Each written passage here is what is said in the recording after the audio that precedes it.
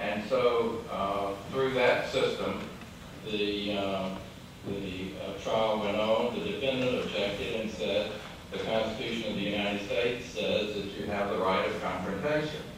And of course, that means you have the right to confront those witnesses against you. And they said that this system violated that constitutional provision. The man was convicted in Miami. The case came up to the Supreme Court, and we determined that the requirements of the Confrontation Clause were met by virtue of the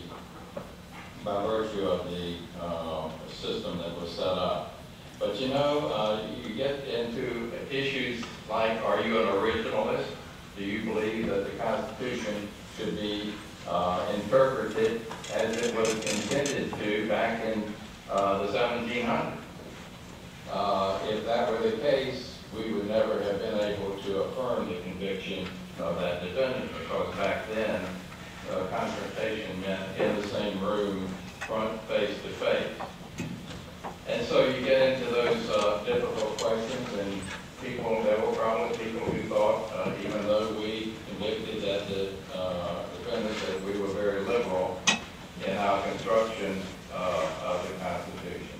We also have one, and I'll tell one other case, an interesting case in which an anencephalic child, that's a child born without a brain, but with a brain stem, was born, and the parents wanted to terminate the life of that child, and the life of the child would probably be in the form of days or weeks or months at the most.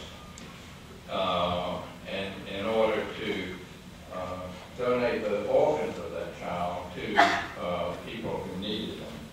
And so they went to court, and the court denied them the opportunity to terminate the life of that child under the statutes of the state of Florida. The case came to the Florida Supreme Court. And as we walked out into the courtroom that day, the courtroom was actually filled with strollers and stretchers of children from around the state that had this disability, anencephalic. The statute passed by the legislature a number of years ago said that if the brain stem is alive, then you're alive, and we determined that by the time the case came to us, the child had died, but we determined that the statute was very clear, and the child was alive, and it was inappropriate to terminate the life of the child. I don't know whether that answers your question, but those are the thoughts that came to my mind as I approached the podium. Thank you.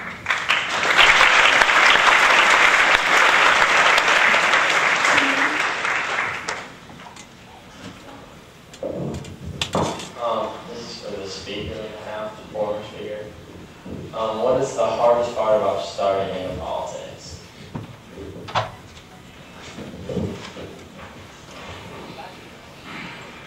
The toughest part about getting started in politics is, first of all, not being afraid to fail.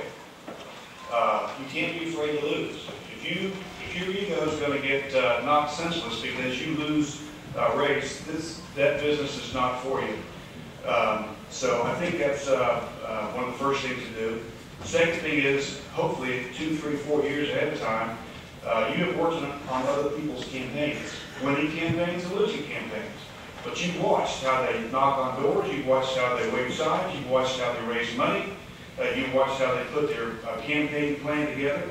And hopefully, generally speaking, I would suggest you look at successful campaigns, successful politicians who also have to build up that base of volunteers. I can't think of anything more important than having that base of volunteers.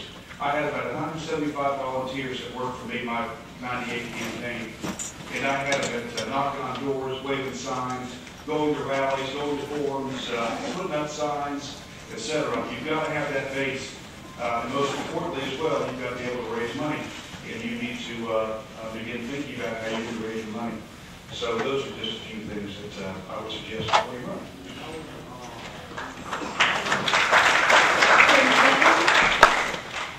Thank you, ma'am. My question is for Commissioner Daly. Mr. Commissioner, your work in the UK sounds very interesting. Could you tell us maybe your most interesting experience while you were there?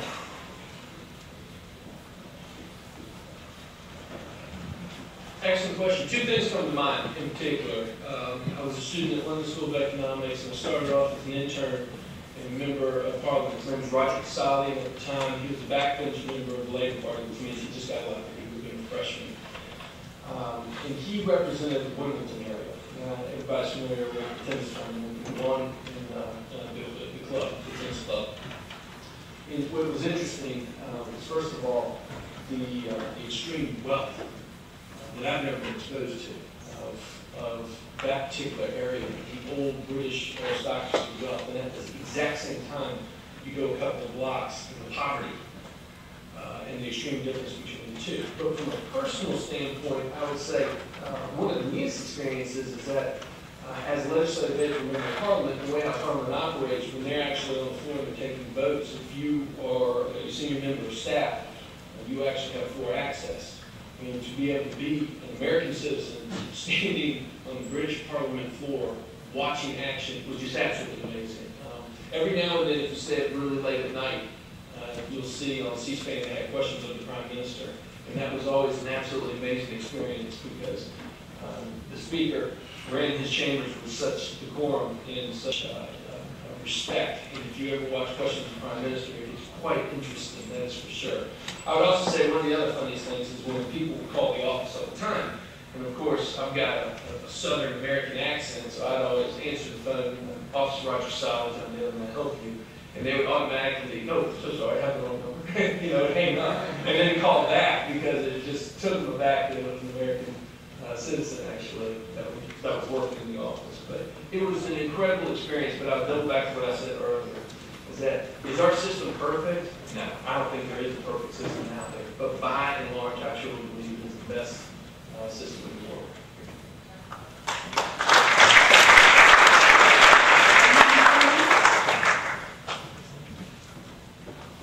This was for Representative Williams.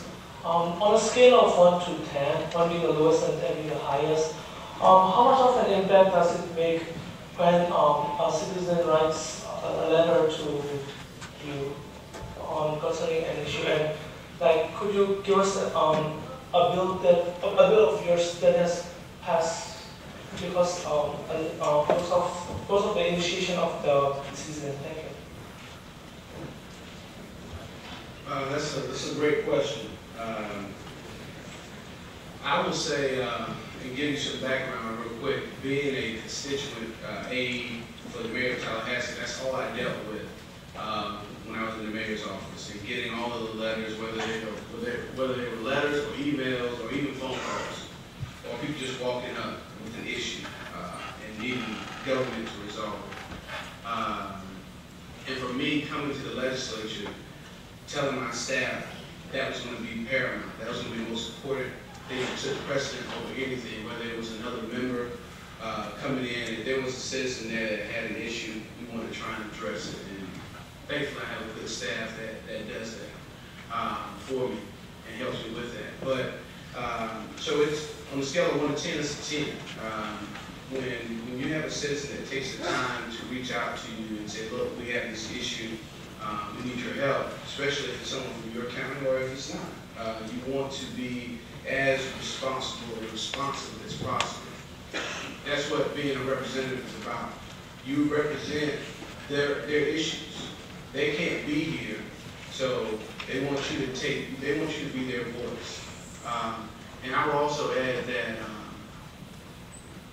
I'll give you a caveat to that. There are certain times where you may get, especially with technology, you may get an influx of emails or letters because you have a group of citizens who feel passionate about, an issue or what have you. So you might get, on one day during a session, you might get 300 emails, all being the same email, it's just a form email. And so you appreciate that. You take it all in, you know that there's a lot of information, a lot of folks out there that are interested in this one particular subject. But at the same time, if it's the same one and you realize it's the same one, take that number down, you get that information, but sometimes all you need is one, if it's compelling enough to get you moving, to really try and find some legislation around it, then you try and act. But if it's something that is a citizen that says, we need to do this, if they don't give you some ideas, I mean, a lot of folks can come up and say, we have a problem with this system, it's broke, it's broke, it's broke, and they can give you a lot of reasons why it's broke, but they can't give you any solutions on how to fix it, then they're sometimes just kind of banging their head against the wall, unfortunately. So